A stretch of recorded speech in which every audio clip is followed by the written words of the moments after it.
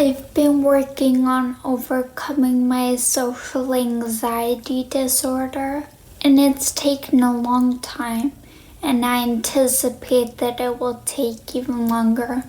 But I thought that I would share my 5 tips that have helped me in overcoming my anxiety. So the first tip I have is to start as small as you possibly can and then take baby steps moving forward. If you're learning to swim, you don't just jump into the deep end and hope you'll swim. You start out in the shallow end and then slowly work your way up to the deep end. It's the same with anxiety.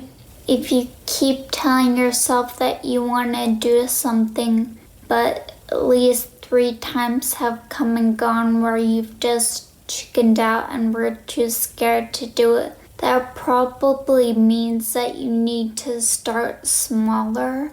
So for example, if you want to give a public presentation and you find that you're often too scared to try that, then what you need to do is something that you might not need to do every day, but because of that, it may seem less frightening to you, and you're able to overcome that fear more easily.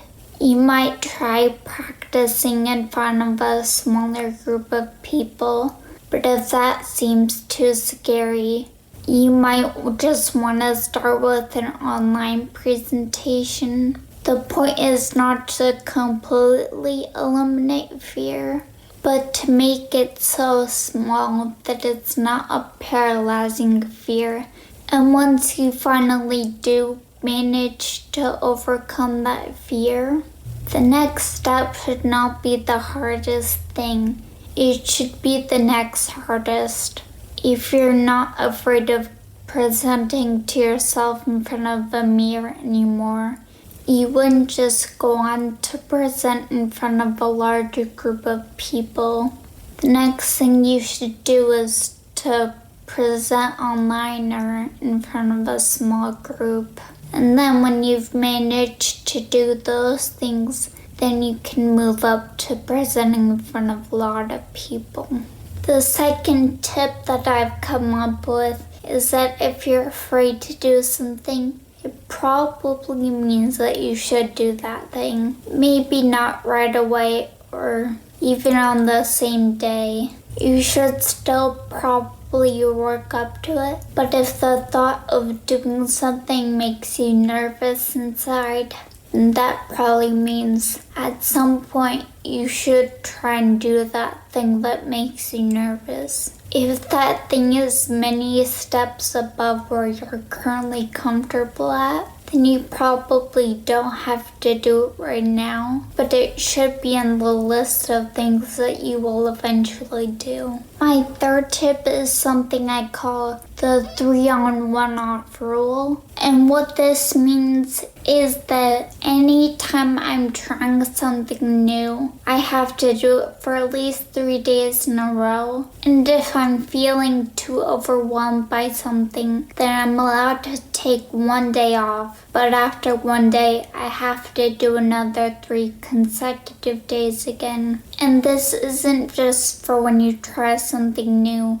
It's also for just keeping something going. Like, I use this rule for flossing my teeth. I have to go 3 days of flossing at night. And I'm allowed not to do it for 1 night, but then for the next 3 nights I have to do it again. And if you do 3 days of something, you'll find that it gets so much easier and it's almost a habit. But once you take that 1 day off, it's really hard to get into the habit of that the next day. Ideally, you would do more than 3 days in a row of something, but even if you do, that doesn't accumulate time off. Like, if you're able to do something for 6 days in a row, that's great and all, but that doesn't mean that you can take 2 days off. You can still only do 1. I occasionally take 2 days off if I'm feeling really bad,